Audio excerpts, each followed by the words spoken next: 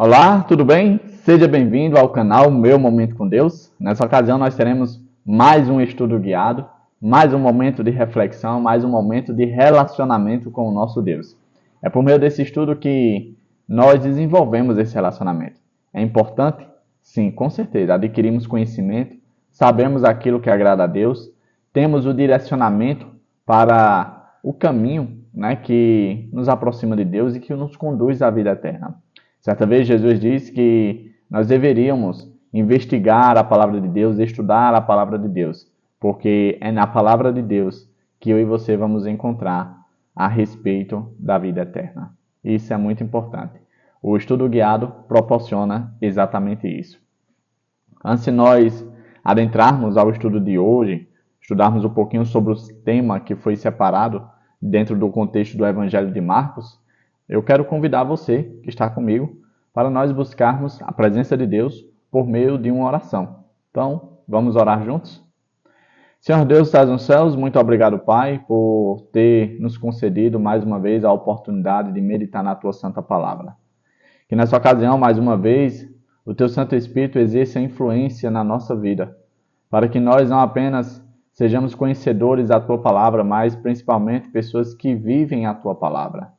Perdoa os nossos pecados, Pai. Dá-nos a Tua paz, é isso que nós te pedimos, no nome poderoso do Teu Filho, Jesus Cristo. Amém. Pois muito bem, segunda-feira, dia 26 de agosto, o nosso tema para o estudo de hoje é uma árvore amaldiçoada e um templo purificado. O estudo de hoje vai requerer um pouquinho de atenção. São temas aparentemente desconexos, que não tem nada a ver uma coisa com a outra, mas nós vamos chegar à conclusão, nós vamos chegar ao pleno entendimento, tá bom? Então, desde já, que você possa estar aí bastante apercebido ao que nós vamos estudar agora. Eu quero convidar você a abrir aí no contexto do Evangelho de Marcos, capítulo 11. Nós vamos ler ali do versículo 12 ao 26, que diz assim, ó.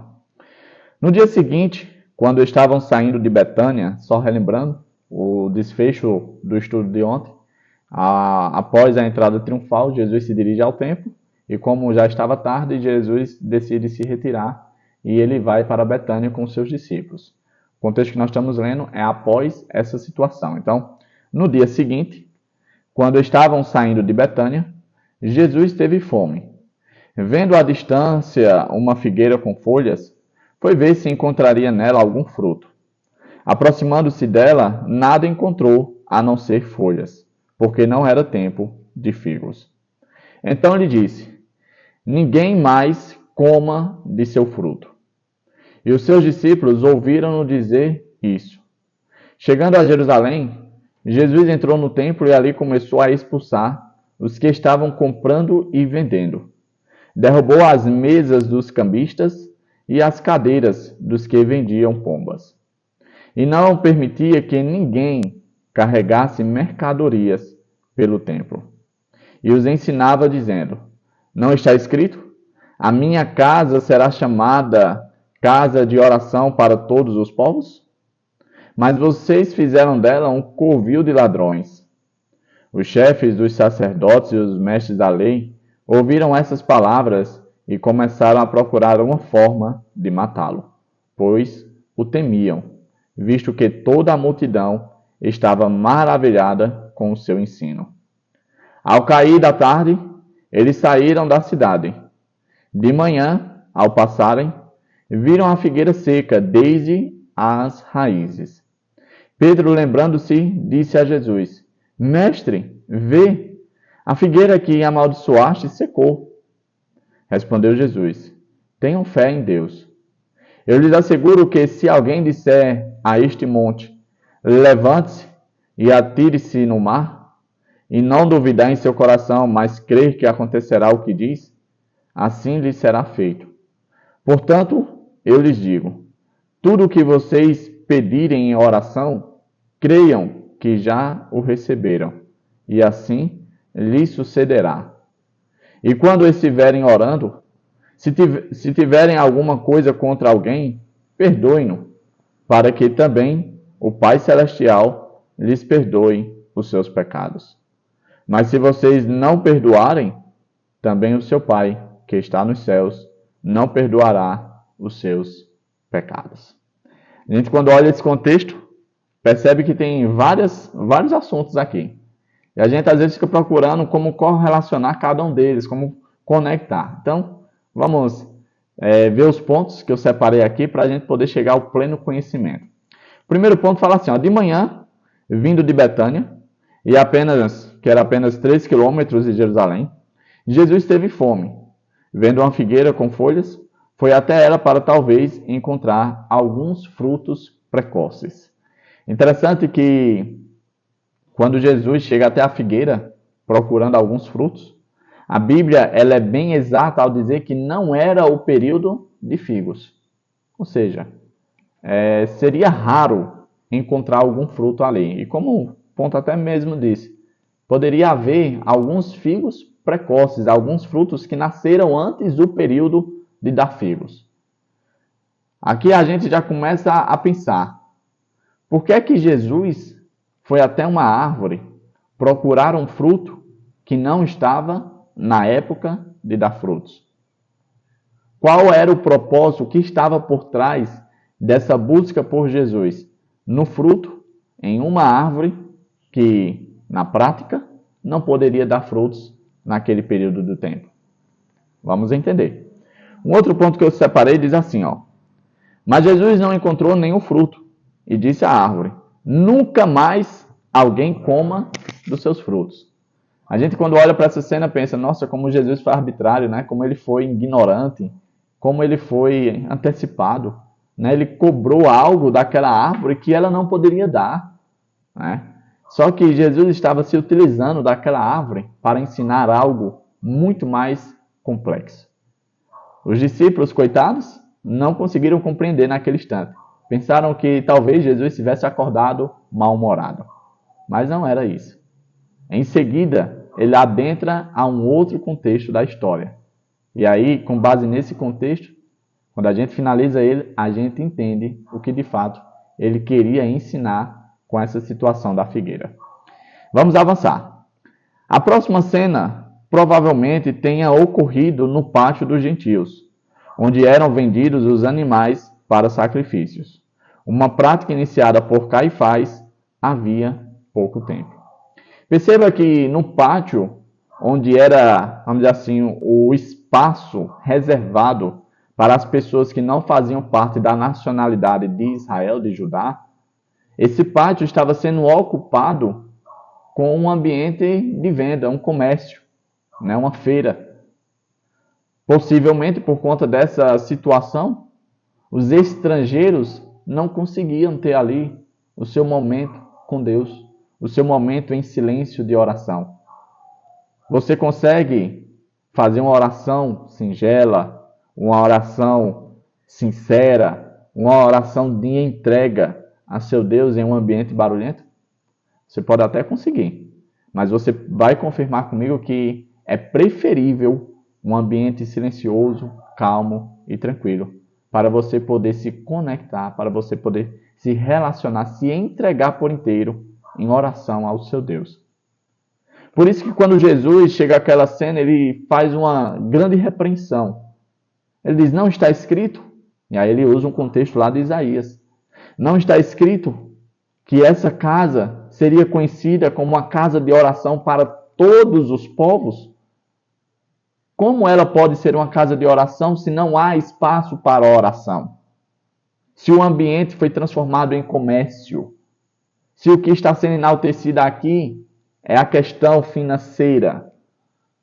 Alguns, quando veem essa situação, dava-se a desculpa de que havia aquele espaço, porque às vezes as pessoas viajavam de longas distâncias e não conseguia levar ali a oferta por esse período longo de distância.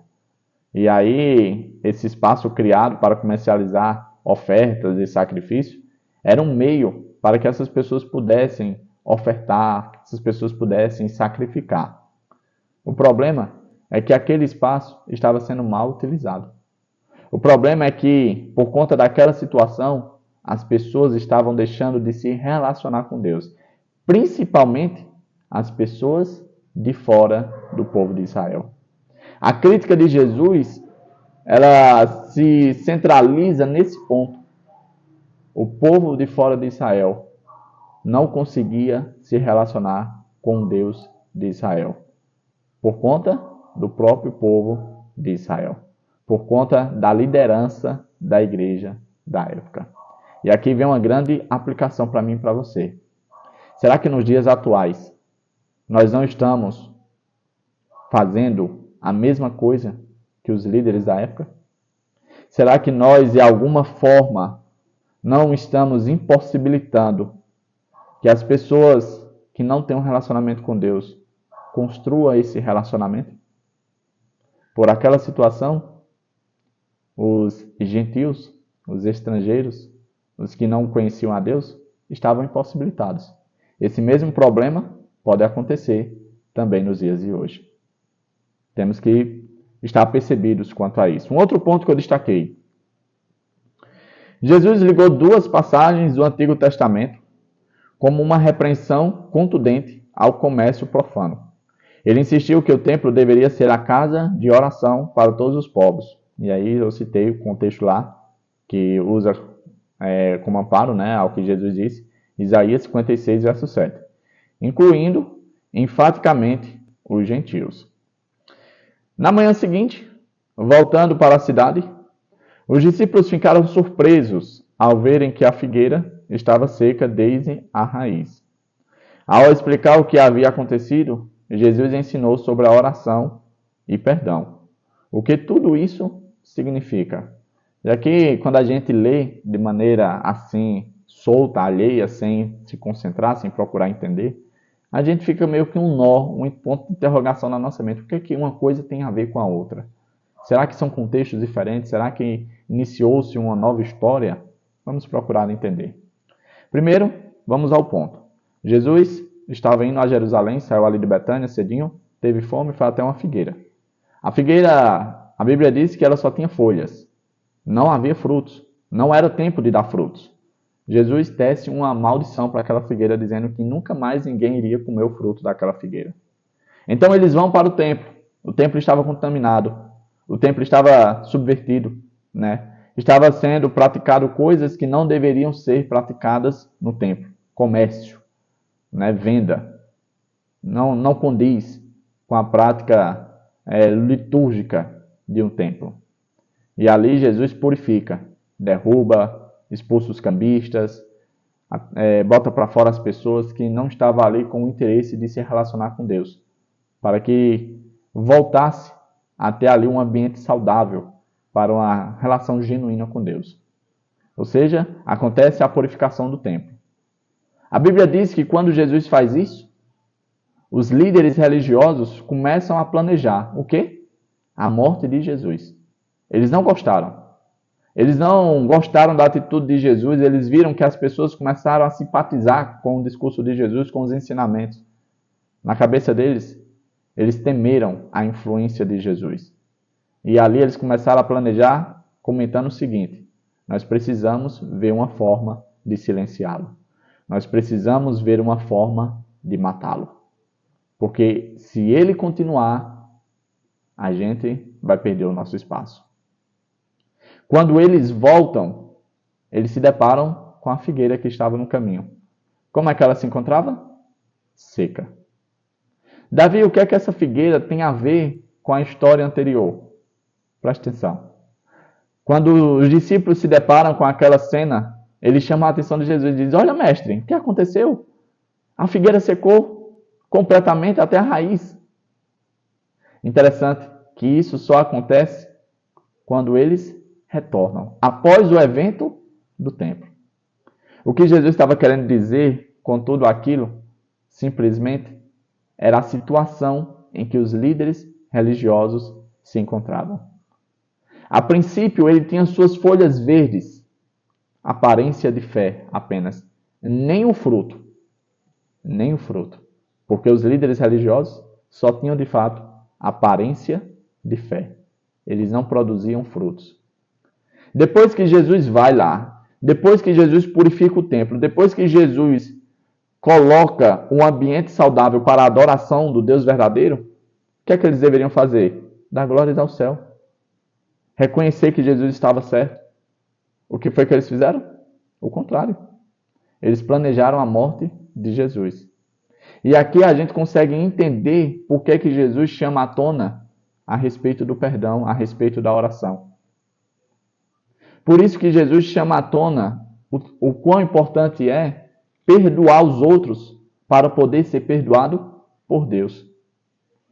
Como aqueles líderes estavam injuriados com Jesus, como o perdão não fazia parte do seu coração ali, da sua mente, eles estavam em pecado e eles, vamos dizer assim, eles consumaram esse pecado, matando o nosso Senhor Jesus Cristo, eles não puderam receber o perdão de Deus. Porque Deus só pode perdoar aqueles que praticam o perdão. E aqui fica uma grande lição para mim e para você. Será que você ou eu tem alguém que precisa receber o nosso perdão? Isso é algo sério, gente. Às vezes a gente pensa que o perdão é uma forma misericordiosa de eu aliviar a barra da outra pessoa, e não é. Um perdão é o escape da minha e da sua salvação. Se eu ou você não pratica o perdão, como seremos perdoados? Como teremos posse daquilo que é tão necessário para a minha e a sua salvação se nós não somos praticantes disso? Se nós não trazemos isso para a nossa vida? Para que eu e você recebamos o perdão do céu, é preciso que a gente compartilhe esse perdão que está à disposição de cada um de nós. Como os líderes religiosos não fizeram isso, eles se transformaram, se equipararam àquela figueira. Nós sabemos que Jesus tem todo o poder na terra e no céu. A partir do momento em que ele amaldiçoou aquela figueira já deveria ter secado. Mas isso não acontece de imediato. Isso só acontece quando eles estão retornando. De onde? De Jerusalém, lá do templo. Quando eles têm toda aquela experiência, quando foi dada a oportunidade para os líderes religiosos e eles rejeitaram, tramando a morte de Jesus, a realidade da figueira tornou-se a realidade deles. Um outro ponto que eu destaquei, e é o último ponto, diz assim, esses dois relatos são a quarta história em formato de sanduíche registrada em Marcos. Ou seja, nós já vimos aí algumas histórias em formato de sanduíche. Começa um contexto, inicia-se um outro contexto, aparentemente nada a ver, e depois retorna ao contexto original, o contexto do início. E aqui a gente encerra o nosso estudo guiado fazendo a seguinte reflexão. Será que, ao passarmos por esse momento com Deus, esse estudo guiado, por esse momento de purificação, será que não existe nada que nós podemos demonstrar como forma de fruto aceitável a Deus? Tomara que a figueira que habita dentro de mim e de você seja uma figueira que dê frutos, mesmo fora do tempo. Porque figueiras assim demonstram e representam a atuação e o poder de Deus presente na vida. Que nós não andemos nos passos dos líderes religiosos que tramaram a morte de Jesus e rejeitaram a purificação que ele fez ali no templo. Diferente disso, que nós possamos aceitar a purificação que ele deseja fazer dentro de cada um de nós. Porque essa purificação, gente, não é simplesmente para mostrar o poder dele, mas sim é para nos capacitar a receber o seu reino, a receber e fazer parte da sua glória. O tema de hoje foi uma árvore amaldiçoada e um templo purificado.